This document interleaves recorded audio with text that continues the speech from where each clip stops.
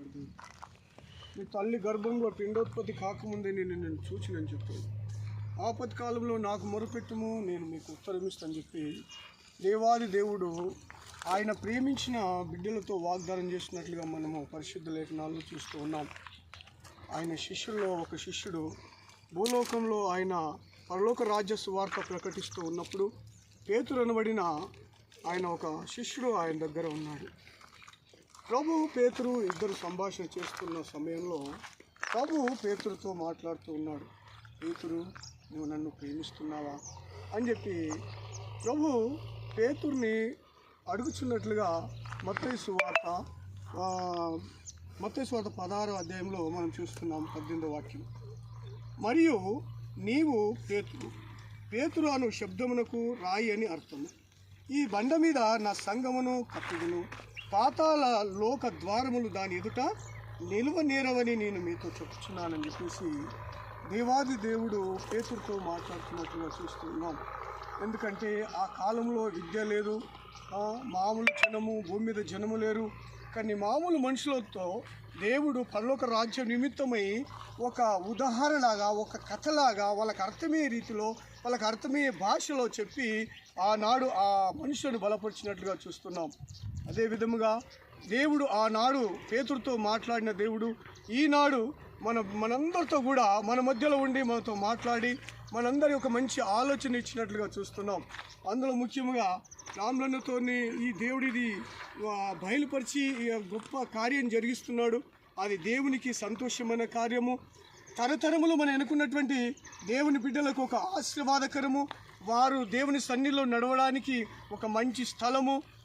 చూసిన బిడ్డలు కూడా సియోను పర్వతము, సియోను కొండ అని చెప్పేసి చదువుతున్నా కానీ దేవుని యొక్క వాక్యం ఇది ఎక్కడుంది అని ఇది పరిశుద్ధ లేఖనాల్లో ఉంది, పరిశుద్ధ గ్రంథంలో ఉంది అని ప్రతి ఒక్కరికి హృదయంలో ఒక మనసు ఆ పదము చదవగానే గుర్తొస్తూ ఉంది. దేవుని స్తోత్రం.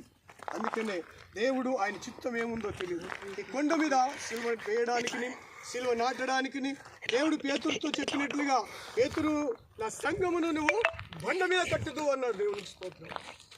బండ మీద కట్టబడిన ఇల్లు ఎప్పుడు కూడా కూలిపోదు, వానకు వరదకు అన్నిటికీ తట్టుకుంటుంది. బుద్ధిహీనురాలు ఇసుక మీద కట్టుకుంది ఇల్లు, బుద్ధిమంతురాలు బండ మీద కట్టుకుంది ఇల్లు. దేవునికి స్తోత్రం. దేవుని సంకల్పము మనిషిని పట్ల ఏముందో తెలియదు. ఏదైనా ఆయన పని చేసుకోవాలంటే ఒక మనిషిని, ఒక బిడ్డను, ఆయన బిడ్డను ఏర్పరచుకొని ఆయన ఆలోచన ఇచ్చి భూమి మీద ఆయన పని నెరవేరుస్తూ ఆయన సేవను కొనసాగిస్తున్న కాలంలో చూస్తున్నాం. అందుకనే దేవుని చిత్తం ఏముందో, ఇక ముందు ఇక్కడ ఏం చేయాలని దేవుని సంకల్పం ఉందో ఆయన పైనుంచి సియోను నుంచి మన మధ్యలో ఉండి చూస్తున్న దేవుడు కనుక ఈరోజు ఇక్కడ సిలువ నాటు చూడగా మనందరి మధ్యలో మన ప్రభు ఉన్నాడు. ఆయన ఆత్మ మనలో ఉంది. దీనికి ఎన్ని ఆటంకాలు వచ్చినా దేవుడే ముందుగా ఉండి జయకరంగా ఈ దినమును నడిపించిన తండ్రి ఇక ముందు నిశ్చయంగా ఆయన సంకల్పం మీ కొండపైన ఏముందో ఖచ్చితంగా నెరవేరుస్తాడు. అది సత్యము, నిశ్చయము. దేవునికి స్తోత్రం. అందుకనే దేవుడు ఈ దినాన్ని ఆయన ఏర్పరచుకున్నాడు. మనం అనుకోలేము. మనం అందరం ఈ విధంగా ఇక్కడ కూడుకుంటాము, ఆయన సన్నిధిలో ప్రార్థన చేస్తాము, సిలువ ఇక్కడ వేస్తాము, ఇక ముందు ఇది మనం చేయాలని మనిషిని ఆలోచన. కానీ అది దేవుని ఆలోచన. ఇక ముందు ఏం జరగబోతుందో దేవునికి తెలుసు, మనకు తెలియదు. కనుక దేవుడు మన మధ్యలో ఉన్నాడు.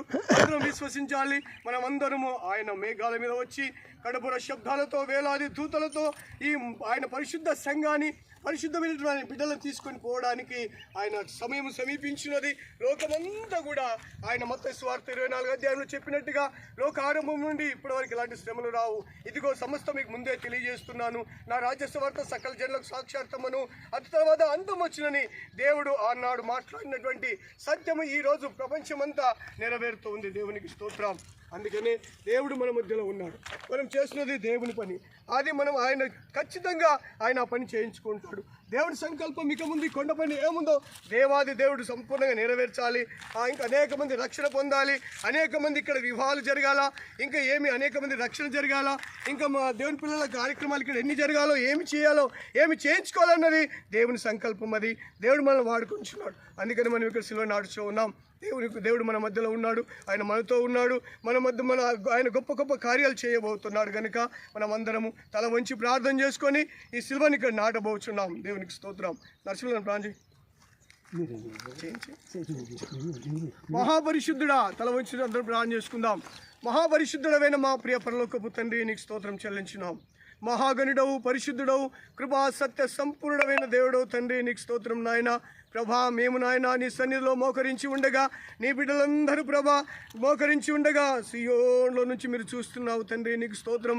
ప్రతి బిడ్డ హృదయమును తేటగా నీకు కనబడుచు ఉన్నది నాయన, నీకు స్తోత్రం చెల్లించున్నాము తండ్రి. నీ బిడ్డలు నాయన కొండపైన సిలువ నాటుచు ఉండగా మా మధ్యలో మీరు ఉన్నారని విశ్వసిస్తున్నాం ప్రభా. నీ సంకల్పము ఈ కొండపైన ఇంకేమి చేయాలని ఉన్నదో ప్రభా, సమస్తము మీరు చేసి నెరవేర్చమని ప్రార్థిస్తున్నాము తండ్రి, నీకు స్తోత్రం.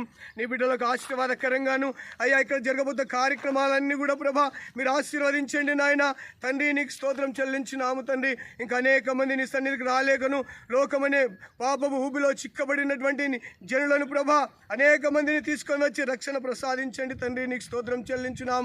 యేసయ్యా, నీకు స్తోత్రం. నీ రాకడ అతి త్వరగా ఉన్నది ప్రభా.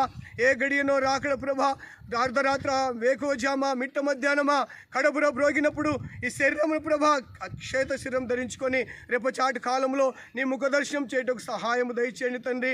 రక్షణ లేని వారికి రక్షణ దయచేయండి, మారు మనసు లేని వారికి మారు మనసు దయచేయండి ప్రభా. నశించిన లోకాన్ని వెతికి రక్షించండి, ప్రతి కుటుంబమును మీరు ఆశీర్వదించండి తండ్రి. మోకరించే ప్రతి బిడ్డను మీరు చూసిన దేవుడు గనుక వారి వారి చేతి కష్టార్జితమును, వారి వారి ఉద్యోగమును, వారి వారి చేసే సకల పనులను మీరు ఆశీర్వదించండి ప్రభు. ఇంకా అనేక మందికి రక్షణ ప్రసాదించండి. చిలువ నాచుతుండగా మీరు మా మధ్యలో ఉండండి తండ్రి, వారిని స్థిరపరచండి, ఆశీర్వాదకరంగా మార్చండి. స్తుతియు, ఘనతయు, మహిమయు నీ పరిశుద్ధమైన చేతికి సమర్పిస్తున్నాం. యేసు నామమున అడుగుచున్నాము తండ్రి. ఆమేన్.